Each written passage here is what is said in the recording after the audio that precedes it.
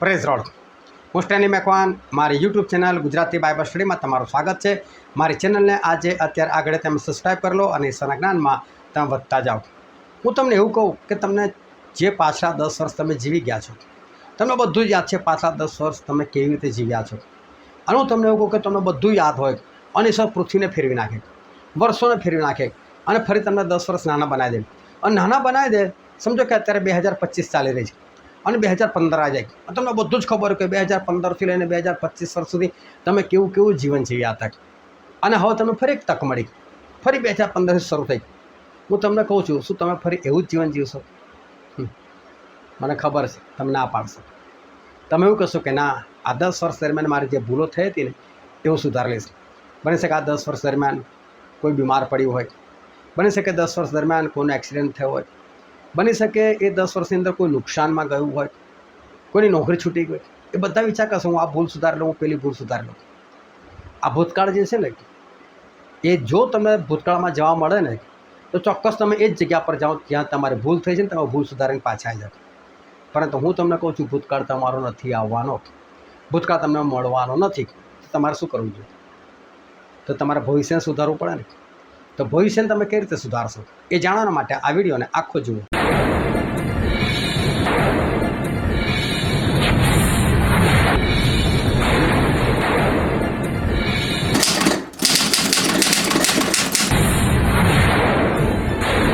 ઈશ્વર પિતાનો પુષ્કળ આભાર માનીએ કે આજે ફરીને એકવાર ઈશ્વર આપણને જીવતા રાખ્યા અને ઈશ્વર આપણા જગ્યા પર એકત્ર કર્યા માટે આપણે ઈશ્વર પિતાનો આભાર માનીએ। આપણે ઈશ્વર પિતાના વચન તરફ જઈએ અને બાઇબલની અંદરથી લુકની લખેલી સુવાર્તા તેનો 17મો અધ્યાય અને આપણે વાંચીએ તેની 22મી કલમથી લઈને તેની 30મી કલમ સુધી। તેણે શિષ્યોને કહ્યું કે એવા દાડા આવશે કે જ્યારે માણસના દીકરાના દિવસોમાં એકને તમે જોવા ચાહશો પણ તમે જોશો નહીં। તેઓ તમને કહેશે કે જુઓ પેલો રહ્યો, જુઓ આ રહ્યો, તમે જતા ના અને તેમની પાછળ ચાલતા ના। કેમ કે ચમકતી વીજળી એક દિશાથી બીજી દિશા સુધી આકાશમાં પ્રકાશે છે, તેમ માણસના દીકરાનું પોતાના સમયમાં થશે। પણ તે પહેલા તેને ઘણું સહન કરવું પડશે અને આ પેઢીથી તેને નાપસંદ થવું પડશે। જેમ નૂહના દિવસોમાં થયું તેમજ માણસના દીકરાના દિવસોમાં પણ થશે। નૂહ વાણમાં બેઠો અને જળપ્રલય આવીને બધાનો નાશ કર્યો, તે દિવસ લગી તેઓ ખાતા પીતા પરણતા પરણાવતા હતા।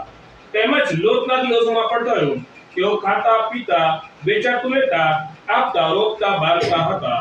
પણ લોત સદોમમાંથી નીકળ્યો તે દિવસે આગ તથા ગંધક આકાશમાંથી વરસ્યા અને તેથી બધાનો નાશ થયો।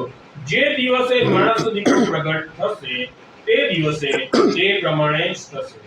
ઈશ્વર પિતાનું વાંચેલું વચન આપણા માટે પુષ્કળ આશીર્વાદિત છે અને ઈશ્વર પિતાનું વચન સત્ય છે અને બાઇબલનું વચન કહે છે તમે સત્ય જાણશો અને સત્ય તમને મુક્ત કરશે। ખૂબ ધ્યાનથી આપણે ફરીને એકવાર ઈશ્વરનું વચન સમજીએ, એ હૃદયમાં ઉતારે, વિશેષ કરીને આપણે એ પ્રમાણે ચાલીએ કે જેથી કરીને આકાશના રાજ્યના આપણે વારસદાર થઈએ।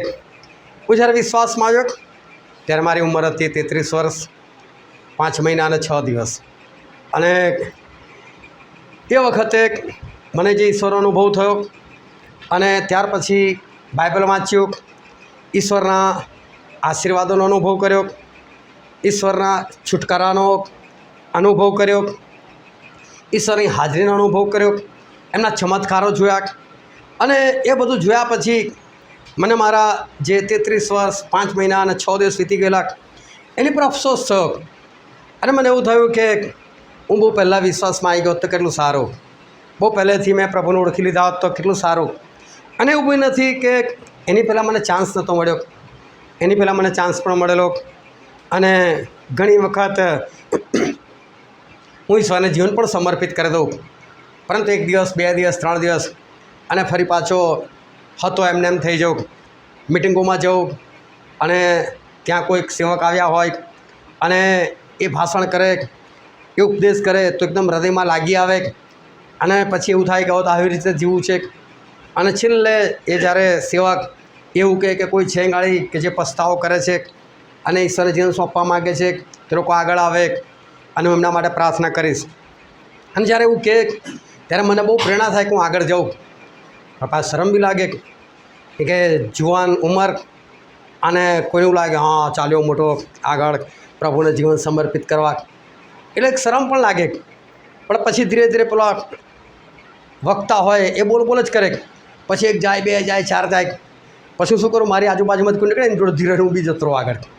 હવે મારા માટે પ્રાર્થના કરે, બધાના માટે પ્રાર્થના થાય. પછી હું ઘરે જાઉં, થોડો સિરિયસ થઈ જાઉં. પછી ધ્યાન રાખું કે પાપ ના થવું જોઈએ. 1 દિવસ, 2 દિવસ, 4 દિવસ તો ભાઈ કંઈ ને કંઈ ઊંધું થઈ જ જાય.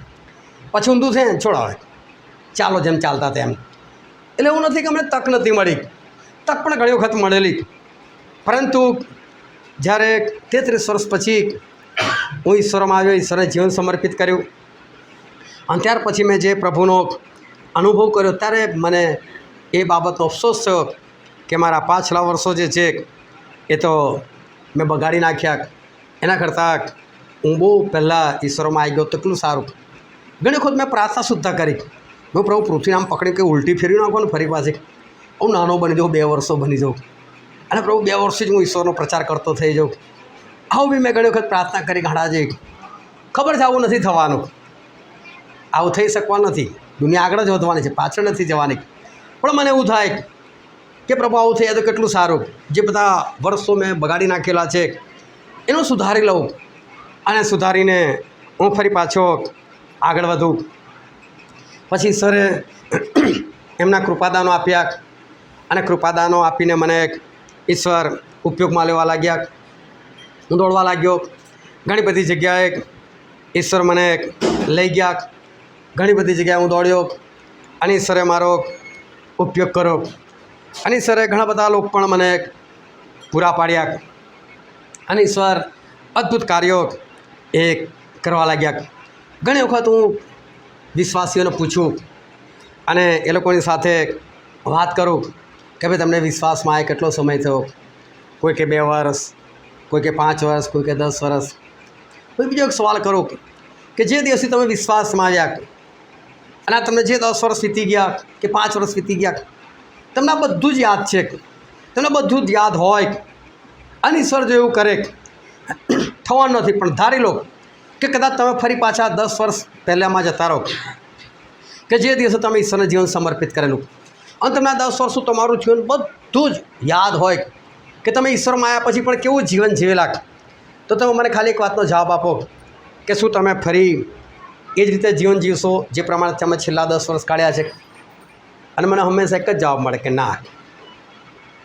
આ નાનો અર્થ એવો થયો કે ભૂલો થયેલી છે ઈશ્વરમાં આવ્યા પછી પણ, અને ભૂલો થઈ ગયેલી છે એના કારણે એ પણ એવું વિચાર છે કે જો કદાચ મને એવો ચાન્સ મળી જાય, 10 વર્ષ મળી જાય ફરી પાછા, તો વિશ્વાસમાં આવ્યા પછી પણ મેં જે બધી ભૂલો કરેલી છે એ બધી ભૂલોને હું સુધારી દઉં.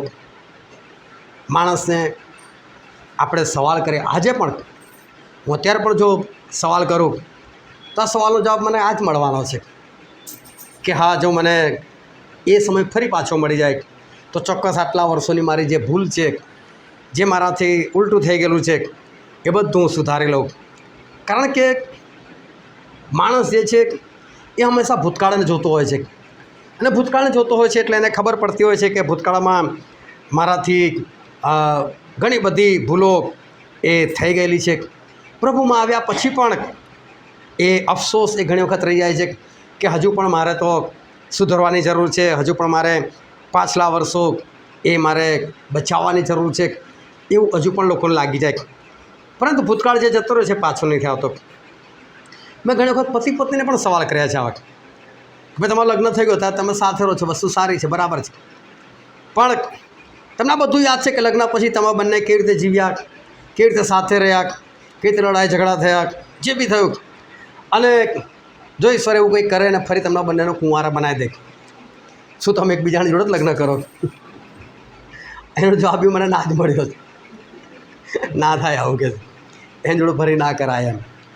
એટલે ભૂતકાળની અંદર જે કંઈ બધા અફસોસ કે જે કંઈ ગુનાહ, જે કંઈ અપરાધો થયા છે, અને એના કારણે આપણને આજે એવું લાગે કે જો કદાચ મને એ તક મળે તો કેટલું સારું, અને હું કદાચ એ તક મળે અને આ બધું સુધારી લઉં તો કેટલું સારું.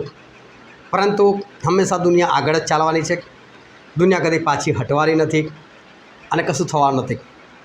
એક વખત થયેલું એવું કે યશાએ સુરતને 10 ડિગ્રી પાછળ હટાવી નાખેલું. એટલે કે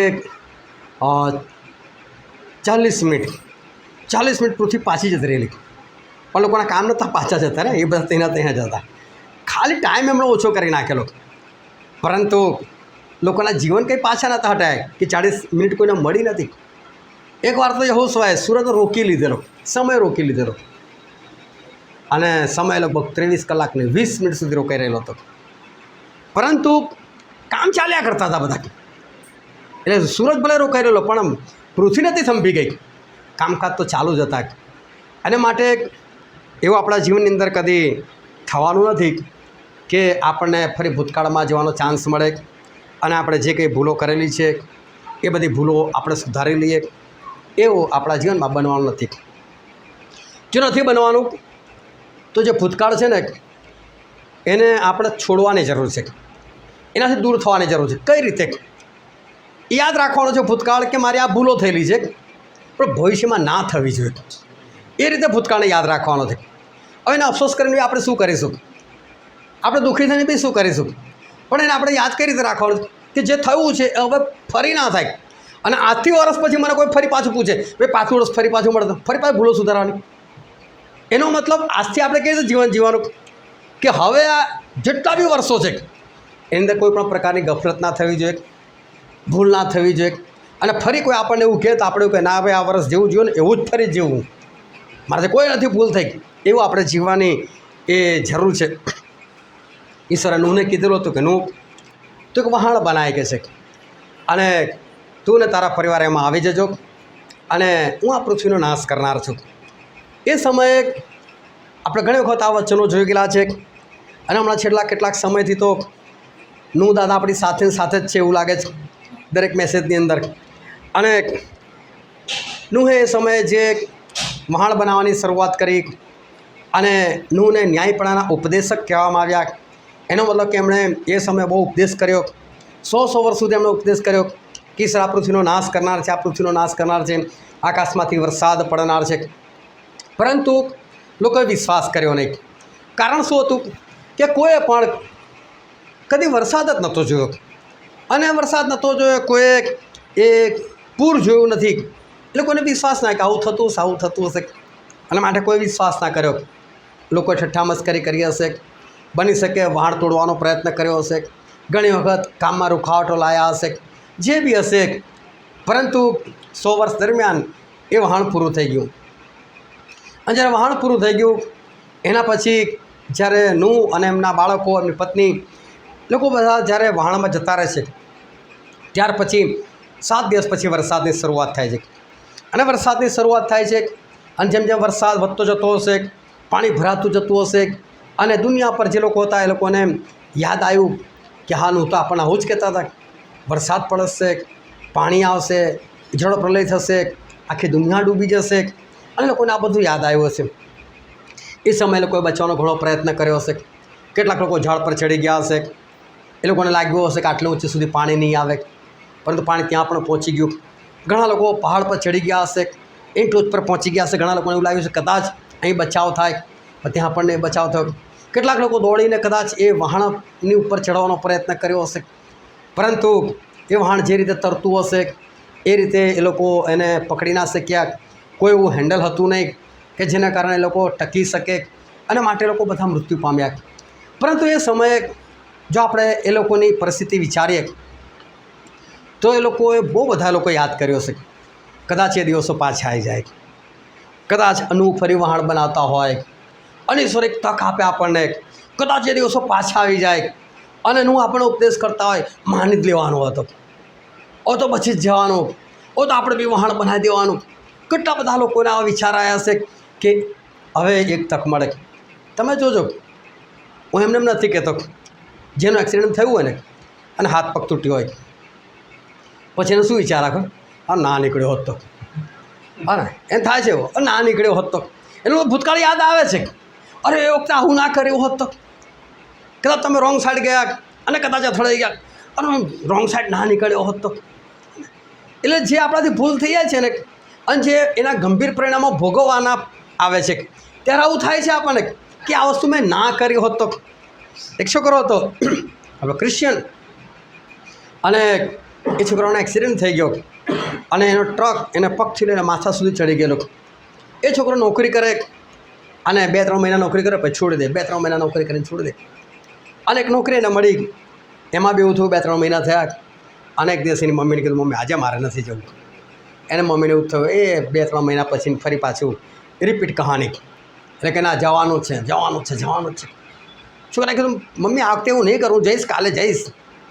પણ એની મમ્મી ના જ માની અને આખરે એ નોકરી પર ગયો અને જે આપણે હાઈવે પર નીકળીને સાંકરતા જવાનો જે રસ્તો છે એ બાજુ કોઈ જગ્યાએ નોકરી હશે, સાંજે આવતી વખતે સાંકરતાથી મેઇન રોડ પર વળ્યો ત્યારે બ્રિજ નહોતા અને જેવો વળ્યો એની નજર ચૂકી ગઈ, પાછળ ટ્રક ફૂલ સ્પીડમાં આવતો હતો અને એના આખું ઉપરથી ચડી ગયો. અને એને મમ્મી પપ્પા રડતા હતા, એ કબ્રસ્તાને રડતા હતા, ઘરે રડતા હતા, મારો છોકરો ના પાડતો, મેં ના મોકલ્યો હોત તો, મેં ના મોકલ્યો હોત તો. હવે એવું લાગે છે કે આ ભૂલ થઈ ગઈ મારી. જો કદાચ ઈશ્વર એક દિવસ પાછો આપી દે અને છોકરો કે હું જઉં છું તો બી કે ના બેટા આજે ના જતો, આ તો તકલીફ છે તને. એટલે એ યાદ આવી જાય છે એ દિવસે કદાચ આ ફરી આવી જાય તો કેટલું સારું. હમણાં 2-4 વર્ષની જ વાત છે, જાન્યુઆરી મહિનો અને એક નાનું છોકરું 5 જ વર્ષનું પહેલાંમાં ભણતો છોકરો અને રડવા લાગ્યો મારે સ્કૂલે નથી જવું, મારે સ્કૂલે નથી જવું, મારે સ્કૂલે નથી જવું. એનો બાપ કે ચાલ કે છે અને એને પેલી હોન્ડા મોટરસાઇકલ પર આગળ બેસાડ્યો ટાંકી પર અને એક દિવસ દોરો આગળ આવી ગયો, એક દિવસ છોકરાનું ગળું કપાઈ ગયું, એક દિવસ છોકરો મરી ગયો. અને ત્યારે એનો બાપ રડતો કે મારો છોકરો રડતો હતો ત્યારે હું ના લઈ ગયો હોત તો સારું હતું, એ મને ના પાડતો હતો, આજે મેં એનું માની લીધું હોત તો સારું, મારો છોકરો ગુમાવી નાખ્યો. આપણને થાય છે એવું. એટલે જ્યારે આ નૂના સમયમાં આ બધું થયું હશે ને ત્યારે લોકો વિચાર્યું હશે, એ લોકો બોલ્યા હશે કે પ્રભુ એક તક આપી દો, કદાચ ફરી એ દિવસ મને આપી દો, પ્રભુ હું બચી જાઉં, હું મારી ભૂલ સુધારી લઉં, હું કહેલું માની લઉં અને હું આ પ્રમાણે ના કરું. એ જ્યારે મરતા હશે, કેમ કે અચાનક એકદમ મોત નથી આવી ગયું, ધીરે ધીરે ધીરે કોઈ મોત દેખાયું છે સામે અને પછી એ લોકો મર્યા છે. અને એ લોકોને આ બધું યાદ આવ્યું હશે કે કદાચ અમને એક તક મળી જાય, કદાચ ઈશ્વર આ દિવસ ફરી પાછો લાવે, નૂહનો દિવસ પાછો લાવે અને અમે બચી જઈએ. બુદ્ધિઆંથી સમજો ઈશ્વર આપણને શું કહેવા માગે છે. ઈશ્વર આ દિવસોમાં આપણી સાથે અદ્ભુત રીતે વાત કરે છે. પ્રભુએ કીધું કે મારા આવવાનું એ લોટના સમયના જેવું છે. કે લોટના સમય પણ એવું જ થયું. ઈશ્વર પોતે ગયેલા લોટના ઘરે અને લોટને કીધું જા લોટ તારે જેટલાને લઈ આવો એટલાને લઈ આવી, જેટલાને તું બચાવવા માગતો એટલા બધાને બોલાવી કે છે. અને લોટના 2 થનાર જમાઈ હતા અને બોલાવવા માટે જાય છે. લોકો ઠઠ્ઠા મસ્કરી કરે છે, પરંતુ એની પહેલાં તો એ આખું સદોમ ને ગોમોરા ત્યાં આવેલું એમના ઘરની આસપાસ. અને તમે બાઇબલ વાંચશો તો ખબર પડશે નાના મોટા બધા જ આવી ગયેલા અને લોકો બધા એ ઈશ્વરને બહાર કાઢીને એમની સાથે કુકર્મ કરવાની વાતો કરે છે અને એ લોકો ભયંકર ધમાલ કરી નાખે છે. અને લોટ જ્યારે બહારણું ખોલીને લોકો સાથે વાતો કરતા હતા કે ભાઈ તમે આવું ના વિચારો, આવું ના કરો, અમારા મહેમાનો છે. અને ત્યારે એવું લાગ્યું કે આ લોકો બધા લોટને પણ મારી નાખશે અને ઈશ્વર લોટનો હાથ પકડીને એને ઘરમાં પાછો ખેંચી લીધો, દરવાજો બંધ કરી દીધેલો. અને ત્યાર પછી કોઈને દરવાજો જ ના મળ્યો. આ બધા લોકોએ ત્યાં નાટક કરેલું, આ બધા લોકોએ ઈશ્વર વિરુદ્ધના કૃત્ય કરેલા ત્યાં આગળ. અને તો પણ ઈશ્વર કે જ્યાં તારે જેટલાને બચા એટલાને લઈ આવી. અને ત્યારે એના જમો એમને મસ્કરી કરી, ઠઠ્ઠા કર્યા, ગાંડો થઈ ગયો છે, આકાશમાંથી કદી આગ પડી છે કે છે, આવું કશું થતું હશે કે ના થાય કે છે. અને કોઈ વિશ્વાસ ના કર્યો. અને પછી જ્યારે એ આગ પડવાની શરૂઆત થઈ હશે, હું ઘણી વખત વિચારું અને મને વિચાર આવે કે આગ પર તો ભાગી ના જવાય, પણ કોઈ ભાગ્યું નથી. એનો મતલબ ભાગી શકાયું નથી, કારણ કે ઈશ્વર સોદોમને ગોમોરાની 4 તરફથી પહેલાં શરૂઆત કરી હશે અને લોકો 4 તરફથી બધા વચ્ચે ભેગા થતા હશે ને આગ ધીરે ધીરે ધીરે ધીરે પાસ આવે છે ને છેલ્લે વચ્ચે બી અને બધા લોકો ખલાસ થઈ ગયા હશે. અચાનક નથી મરી ગયા, 1-2 સેકન્ડની અંદર નથી મરી ગયા, પણ એ લોકો બધું યાદ કર્યું હશે કે લોતે કીધું તારે આપણે જતા રહ્યા હોત તો, લોતે કીધું તારે આપણે એની જોડે ભાગી ગયા હોત તો આપણે બચી ના જાત. લોકોને યાદ આવ્યું હશે કે અમને એક તક મળેલી પણ અમે તક ગુમાવી નાખી. આ થાય છે પ્રશ્ન કે મને કદાચ જો આ તક ફરી મળી જાય, મને આ દિવસ ફરી મળી જાય તો મારી ભૂલ જે છે એ મારી ભૂલ સુધારી લઉં. પરંતુ હકીકત એ છે આવું કદી થવાનું નથી. આપણને તક મળે છે ખરી, પણ આવનાર દિવસો માટેની. જે વીતી ગયું છે, જે તમે કરી નાખ્યું છે, એનામાં તમને કોઈ પણ તક એ મળવાની નથી. હિઝકિયા નામનો રાજા હતો અને ઈશ્વરે યશાયાને કીધું, જા યશાયા હિઝકિયા પાસે જાય.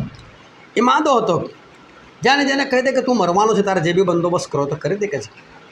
અને તો જાય છે યશાયા અને હિઝકિયાને કહે, જય હિઝકિયા, મને ઈશ્વરે મોકલ્યો છે અને ઈશ્વરે મને કહી દીધું છે કે તું મરવાનો છે કે તારે જે બી વસિયતનામું બનાવવાનું હોય, જે બી કરવાનું બધું કરી દે કે છે. કારણ કે એને બાળકો નહોતા, એટલે કહે છે કે તારે જે બી વ્યવસ્થા કરવી કરી દે. રાજા હતો એટલે ઘણી બધી ધન સંપત્તિ હશે, તારે શું વ્યવસ્થા કરવાની છે કરી દે. તારે જગ્યા પર તારે કોને ઠરાવો છે બધું નીચે હોય નક્કી કરી દે. અને યશાયા તો ત્યાંથી નીકળી જાય છે. યશાયા નીકળીને આવે છે, પરંતુ હિઝકિયા બહુ સરસ, એ તરત જ પ્રાર્થના કરવા લાગી જાય છે. એ રડે છે ઈશ્વરને આગળ, ઈશ્વર તો મને માફ કરો, ઈશ્વર મારા જે બી ગુનાહ છે, પાપ છે, તમે મને માફ કરો. અને પ્રભુ તમારા માર્ગમાં જે ચાલ્યો છું, જે સારું જીવન, એ બી તમે યાદ કરો ને એકવાર પ્રભુ, અને યાદ કરીને પ્લીઝ મને માફ કરો એમ. અને હિઝકિયા રીતે પ્રાર્થના કરે છે અને હિઝકિયા રીતે પ્રાર્થના કરે છે તો યશાયા અધવચ્ચે પહોંચેલા છે અને ઈશ્વરનું વચન ફરી યશાયા પાસે આવે. એ યશાયા પાછો જાગે છે તો કે શું છે કે જા હિઝકિયાને જેને કહી દે કે મેં આયુષ્યમાં 15 વર્ષ ઉમેરી આપેલા છે. બહુ સરસ, મને આ 15 વર્ષ બહુ સારા લાગે છે. કારણ કે આ 15 વર્ષ એવા હતા કે પ્રભુ તરફથી મળેલા હતા કે આ 15 વર્ષ હું તને ઉમેરી આપું છું. એનો મતલબ શું છે કે 15 વર્ષ સુધી કશું જ નથી થવાનું. અને અત્યારે તો આપણે બીકના મારે બની શકે બહાર વાયરસ ફેલાતા બહાર ના બી નીકળે, પણ ખબર જ છે 15 વર્ષ સુધી કશું નથી થવાનું, તો આપણે ક્યાં બિંદાસથી ફરીએ બધા.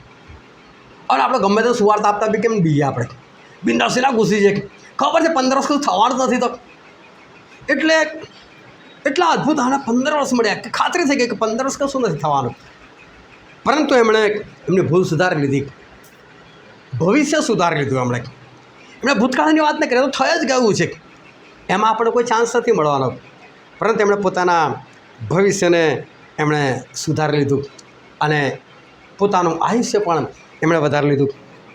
એક માણસ હતો અને ધનવાન હતો અને રોજે સારા સારા કપડાં પહેરીને મોજ મસ્તી કરતો હતો.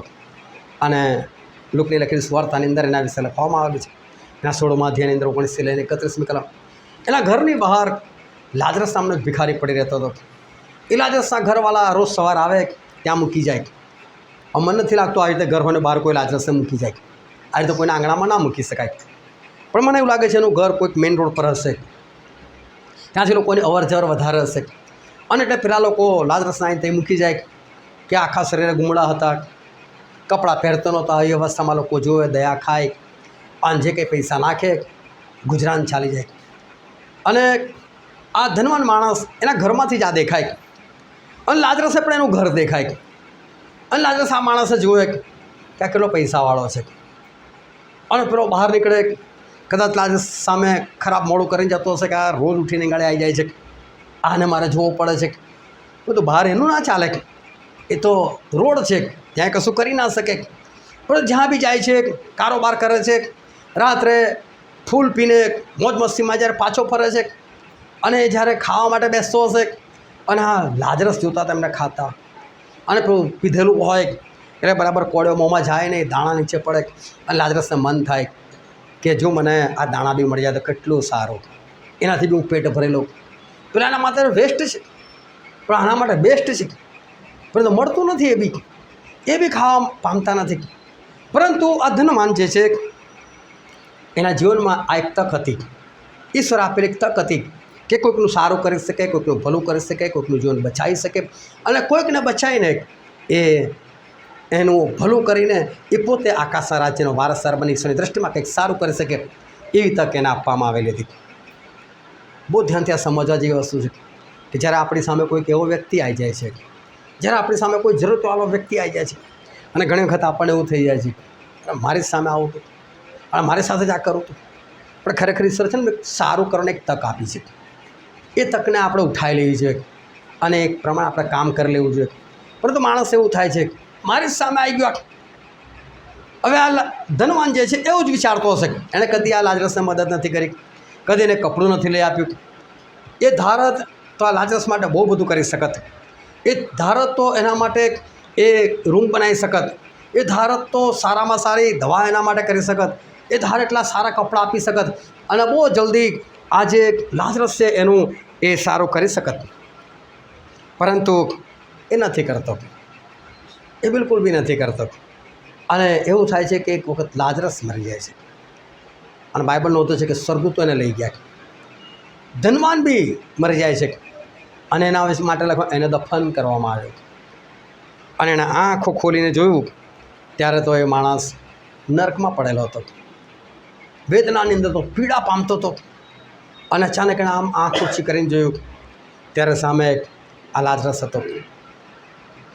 ઘણા બધા લોકો આને વાર્તા સમજે છે, એક દ્રષ્ટાંત સમજે છે, પણ ધ્યાનથી સમજો આ બાઇબલની અંદર દ્રષ્ટાંત નથી આપેલી, આ એક હકીકત આપેલી છે.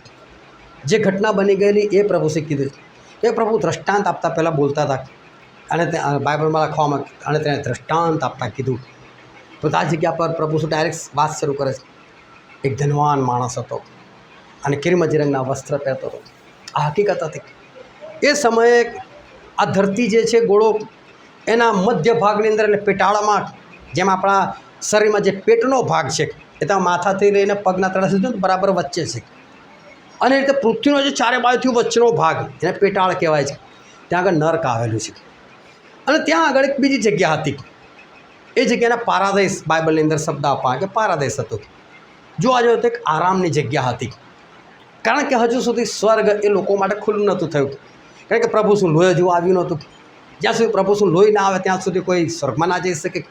એટલે જે લોકોનું જીવન સારું હતું, ભલું હતું, એ લોકોને એ જગ્યા પર રાખવામાં આવતા હતા. એને આપણી ભાષામાં કહીએ તો એક એવી જગ્યા કે જ્યાં આરામ હતો, બસ આગ નથી, પણ એ સ્વર્ગ પણ નહોતું. ત્યાં ઇબ્રાહિમથી લઈને આદમથી લઈને જેટલા સારા લોકો હતા એ લોકો બધા ત્યાં ભરેલા હતા. પણ નર્ક અને એ જે પારાદૈસ એ બેની વચ્ચે એક ખાઈ આવેલી હતી કે જેથી કરીને આ બાજુ કોઈ ક્રોસ કરીને પેલી બાજુ ના જઈ શકે અને પેલી બાજુ ક્રોસ કરીને કોઈ આ બાજુ ના આવી શકે. એવી ત્યાં પરિસ્થિતિ હતી. અને તમે બહુ ધ્યાનથી સમજો, લોકો એવું કહે છે ને કે તમારા આત્માનો ન્યાય કરવામાં આવે છે. બરાબર છે, આત્માનો ન્યાય કરવામાં આવે છે, પરંતુ ઈશ્વર આપણને શરીર પણ આપે છે. કેમ કે તમે મરી ગયા, કોઈ મરી જાય એના પછી એનો આત્મા એકલો નથી રહેતો, ઈશ્વર એને બીજું શરીર આપે છે. એટલે પ્રભુ શું કહે છે કે જે તમારા શરીરને મારી નાખી શકે છે, પરંતુ તમારા આત્માને મારી નાખી શકતો નથી, એનાથી ના બી હો. પરંતુ જે તમારા શરીર અને આત્માનો નર્કમાં નાશ કરી શકે છે, એનાથી બી હો. એટલે પ્રભુ શું શરીર આપે છે, આત્માને તો કશું નથી થવાનું. એટલે શરીર આપે છે કે જેથી કરીને માણસો આગની અંદર તડપે, એ કે સજા છે. અને એટલે એ જગ્યા એવી હતી કે જ્યાં શરીર છે અને શરીરની સાથે સાથે ત્યાં આત્મા છે અને ત્યાં આગળ પીડા છે. હવે પેલો માણસ એ આંખ ઊંચી કરીને જુઓ છે તો સામેની સાઈડ એને આ પારાદેશ દેખાય છે, ઇબ્રાહિમ દેખાય છે, ને ઇબ્રાહિમની ગોદમાં આ લાજરસને બેઠેલા જુએ છે. અહીં તો ખુશ થઈ જાય છે, ઓ ઇબ્રાહિમ બાપ, ઇબ્રાહિમ બાપ.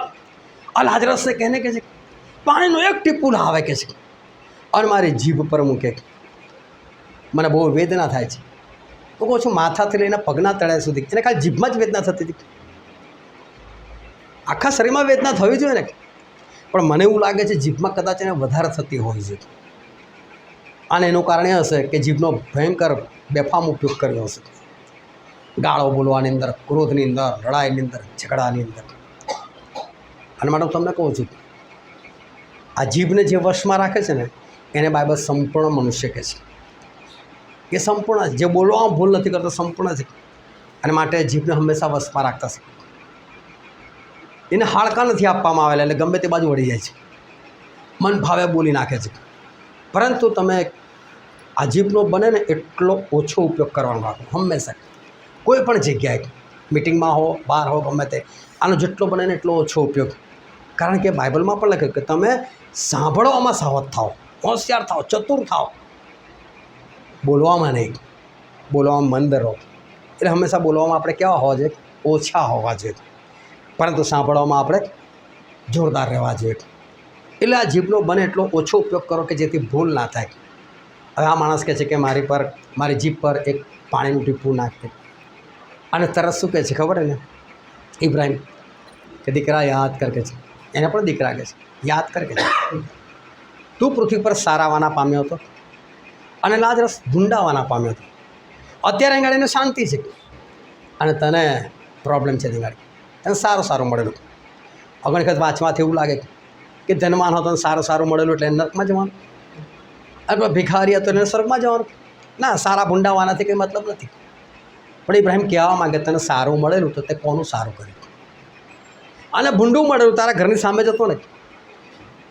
હવે ચા કરો, મર્યા પછીની વાત છે. અને મર્યા પછી નર્કની અંદર આ માણસ જે ધનવાન છે એને બધું યાદ છે. અને ઇબ્રાહિમ કે યાદ કર કે છે પૃથ્વી પર કેવું હતું. આ માણસને આ થોડો પડે કે ભાઈ મને યાદ નથી, એ તો ધરતીની વાત થઈ ગઈ, મને તો કશું ખબર નથી. ના, એને બધું યાદ છે. તો કહે છે સારું કે છે હવે અહીં તો નહીં આવી શકે. તો કે સારું એને કહે છે કે પૃથ્વી પર તો મોકલો કે છે પાછો, મારા ભાઈઓના ઘરે મોકલો, મારા બાપના ઘરે મોકલો કે છે. કે મારે બીજા 5 ભાઈઓ છે અને એ લોકો પણ અહીંયા જ આવવાના છે, મારી સાથે છે, મારા જેવું જ જીવન છે લોકોનું. તો ઇબ્રાહિમ બાપ એને ત્યાં મોકલો કે છે. તો કહે છે કે ના, કે છે એને ત્યાં પણ નહીં મોકલવામાં આવે. ત્યાં તો કે મૂસા છે, મૂસાના પુસ્તકો છે, બીજા પ્રબોધકો છે, સાંભળે એ લોકોનું કે છે, માને એ લોકોનું. તો કે ના ઇબ્રાહિમ બાપ એમ નહીં કે છે. તો કે શું? તો કે મરેલામાંથી કોઈ જીવતો થઈને જાય તો એનું માને.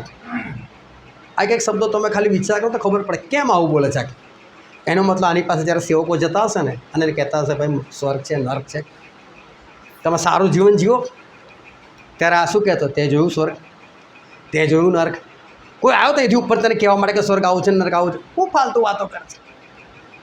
અને એટલે કે છે તઈના લોકોનું તો કોઈ નહીં માનવાનું. કે એના ભાઈઓને બી કીધું હશે હું તો આવું જ બધાને કહી દઉં છું, હોશિયારો મારે ને પાછા બધા.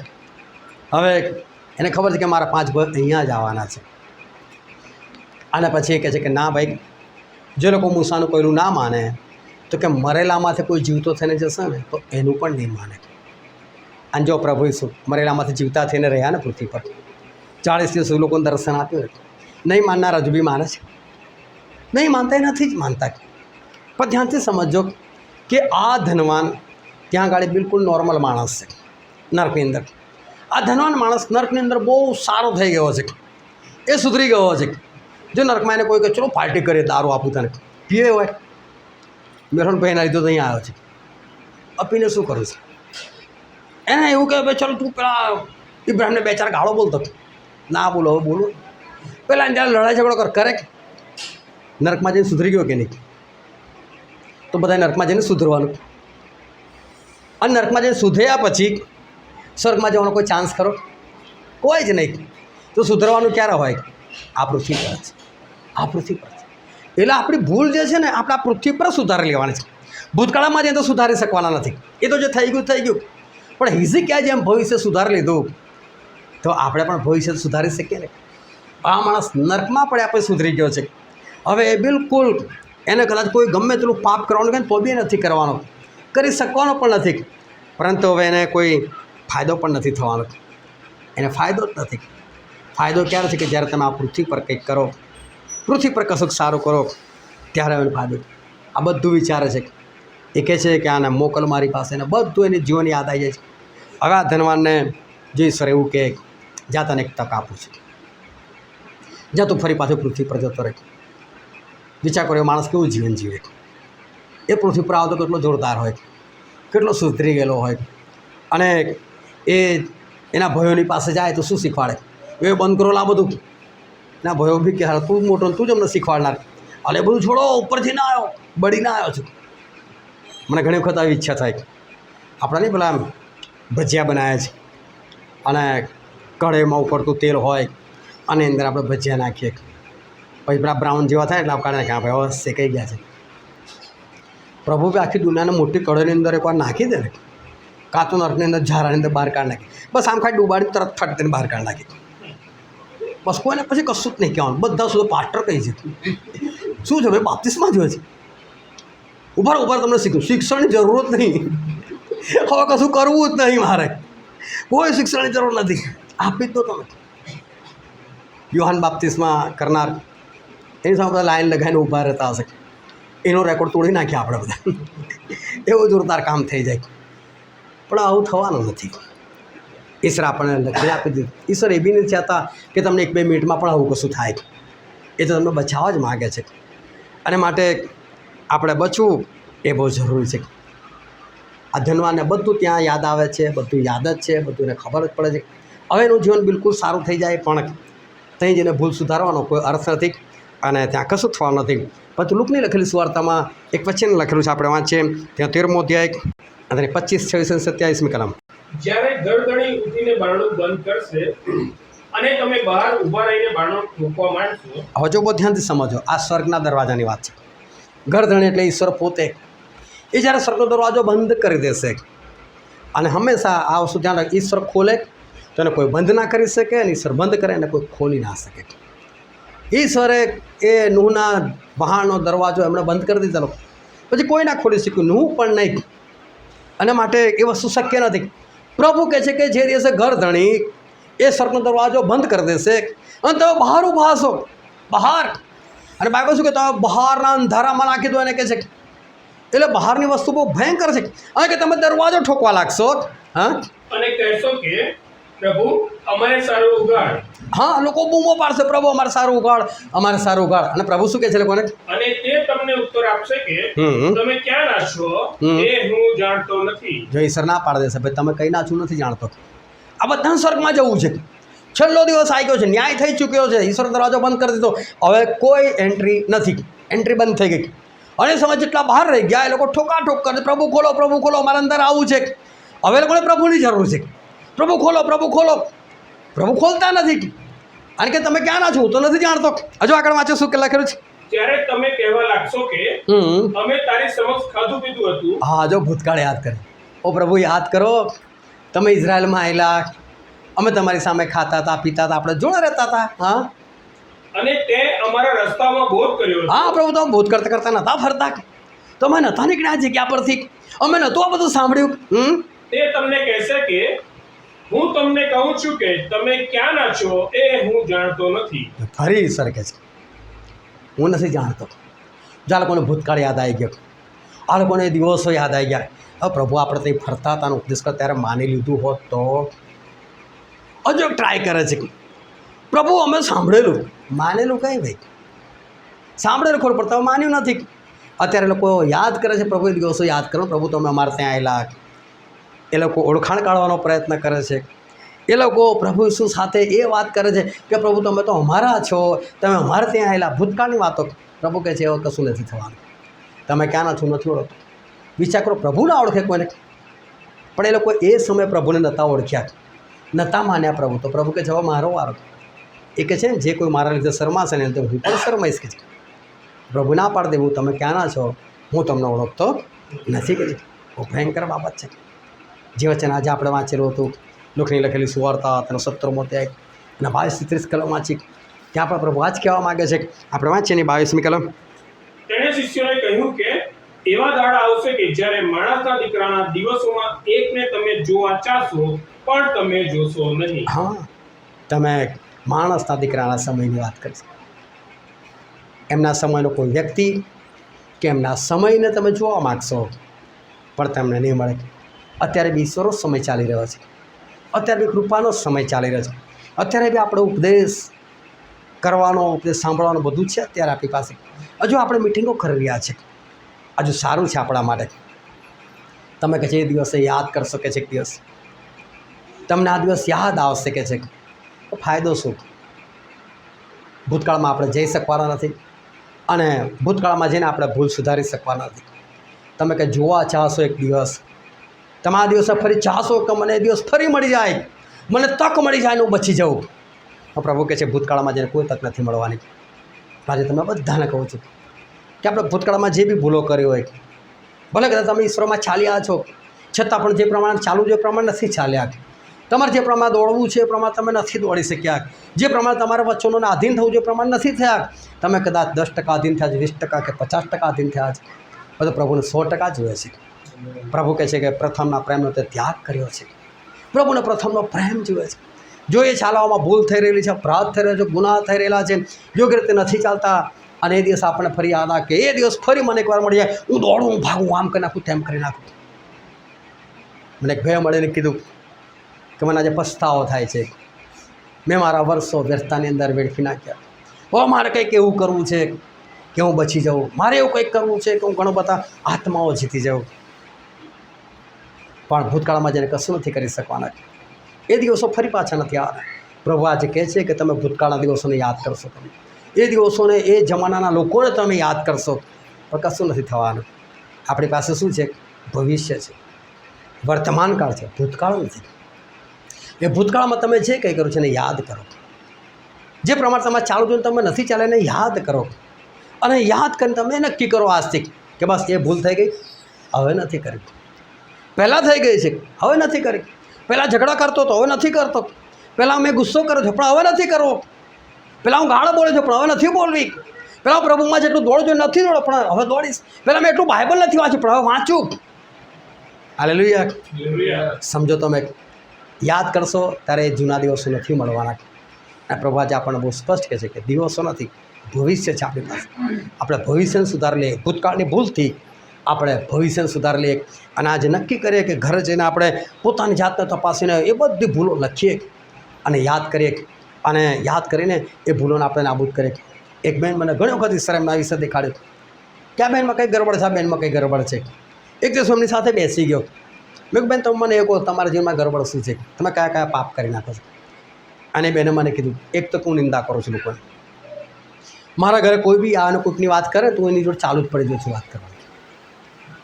અનેક વાત કરે કે હું તો ટાઈમ વેસ્ટ કરું છું. મેં કહ્યું, તમે આમાંથી છૂટવાનો પ્રયત્ન કરો. તો મને પાપ જ યાદ છે તો છૂટવાનો પ્રયત્ન કર્યો છું. મેં નથી છૂટાતો, કે નથી છૂટાતો. મેં કંઈક કામ કરો. મને કહે શું? મેં કીધું, પહેલાં તમારે કિચનમાં જવાનું છે કામ કરવા માટે. કિચનની ઉપર તમે એક પોસ્ટર બનાવીને મૂકી દો, આટલા મારા પાપ છે ને આ મારે નથી કરવાનું. તમારો જે બેડરૂમ છે ત્યાં અંદર જતાં તમે આટલું લખી નાખો. તમે માનશો, મેં 2 જગ્યા કીધી, એમણે 3 થી 4 જગ્યા પર લખી નાખ્યું બધું. ખરેખર પોસ્ટર બનાવીને મૂકી દીધું, આ મારે નથી કરવાનું. ઘરના કોઈ લોકોની ચિંતા ના કરી કે મારા વિશે કોણ શું વિચારશે, મારા સસરા શું વિચારશે, મારો પતિ શું, કંઈ જ નહીં. લખી નાખ્યું. અને હું એમને મળ્યો હમણાં થોડા વખત પર. બેન કેવું છે? ટેલિપે તો આ બધું નહીં થતું, પણ હજુ લખી રાખ્યું છે કે થાય બી નહીં. કે આ મને મોડ જ થઈ ગયું. જ્યારે જવું ત્યારે વાંચું, બહાર નીકળતા. અને મેં તો ખાલી બહારની સાઈડ કીધું, અમે તો કિચનની બહાર બી અંદર બી લગાવી દીધું કે અંદરથી બહાર નીકળતા હારે બી દેખાય. આના માટે આપણે ભૂતકાળની ભૂલોથી કંઈક શીખવાનું છે અને ભવિષ્યમાં નથી થવાની. પણ પછી આપણે યાદ કરીએ કે શું ના થાય છે, થતું જાય છે, કરો એ નહીં. કારણ કે જ્યારે આપણને ખબર પડશે ને ત્યારે આપણને મોડું થઈ ગયું છે. જેમ લોકોએ કીધું કે પ્રભુ તમે અમારે ત્યાં બોધ નહોતા કરતા, અમારી ગલીઓમાં ઉપદેશ નહોતા કરતા. પણ હવે શું? પ્રભુ કહું તમને નથી ઓળખતો કે છે. દરવાજો બંધ થઈ ગયા પછી શું કહે? અગર શું નથી ઓળખતો? પ્રભુ કે તમે એ દિવસોમાંના કોઈને જોવા માગશો કે છે? તમે એ દિવસો ચાહશો પણ ફરી તમને થોડા દિવસો મળવાના છે. આજે આપણે જે મળ્યું છે બસ એનો ઉપયોગ કરી લે. અને ભૂતકાળની ભૂલો તો ઈશ્વર માફ કરશે, પણ જો એને આપણે છોડી દઈશું, ત્યાગ કરીશું અને નવા જીવનમાં ચાલીશું તો આજથી આપણે નક્કી કરીએ અને નવા જીવનમાં ચાલીએ. હવે આપણે આંખોને બંધ કરીએ, આપણા મસ્તકો ઈશ્વરની હજુરમાં આપણે એનામાં એક વાલાવો સમય છે કે આપણી જાતને તપાસીએ. આ સમય છે કે આપણે પોતાની પરીક્ષા કરીએ. આ સમય છે કે આપણે એ ભૂલોને યાદ કરીએ. આ સમય છે કે આપણે અત્યારે આપણે પોતાની પરીક્ષા કરીને એ બાબતને આપણે જાણી લઈએ કે મારે ક્યાં ક્યાં કઈ કઈ જગ્યાએ કેવી કેવી ભૂલો થઈ રહી છે. આપણે પોતાની જાતને ઝીણવટભરી તપાસ કરીએ, પરીક્ષા કરીએ આપણે, અને બધી ભૂલોને આપણે લખીએ. અને આજે આપણે નક્કી કરીએ કે બસ હવેથી મારે આમાંથી એક પણ ભૂલ નથી કરવાની. અને આપણે ભૂલ નહીં કરવાની તૈયારી સાથે આપણે આગળ વધીએ અને આપણે આકાશ રાજ્યના વારસદાર બનીએ. આપણે ફરી આ દિવસ યાદ ના આવવો જોઈએ કે મને એ દિવસ ફરી મળી જાય અને હું ફરી પસ્તાવો કરેલો, કેમ કે એ દિવસ આપણને ફરી મળવાનો નથી. પણ આવનાર દિવસ તમારો છે. તમે આવનાર દિવસનું સુધારી લો, તમે તમારા ભવિષ્યને સુધારી લો. પ્રભુ પોતે કહે છે કે તમે એ દિવસે જોવા ચાહશો, એ દિવસના લોકોને જોવા ચાહશો, એ દિવસ ચાહશો, પણ ત્યારે કંઈ જ નહીં થાય. એના કરતાં આજે સમય છે કે આપણે પોતાની જાતને આપણે બચાવી લઈએ અને દરેક ભૂલોને આપણે છોડી દઈએ. આ વચન સમજવા માટે, ગ્રહણ કરવા માટે, એ પ્રમાણે ચાલવા માટે પ્રભુ ઈસુ ખ્રિસ્તની કૃપા આપણા દરેક પર થાવ.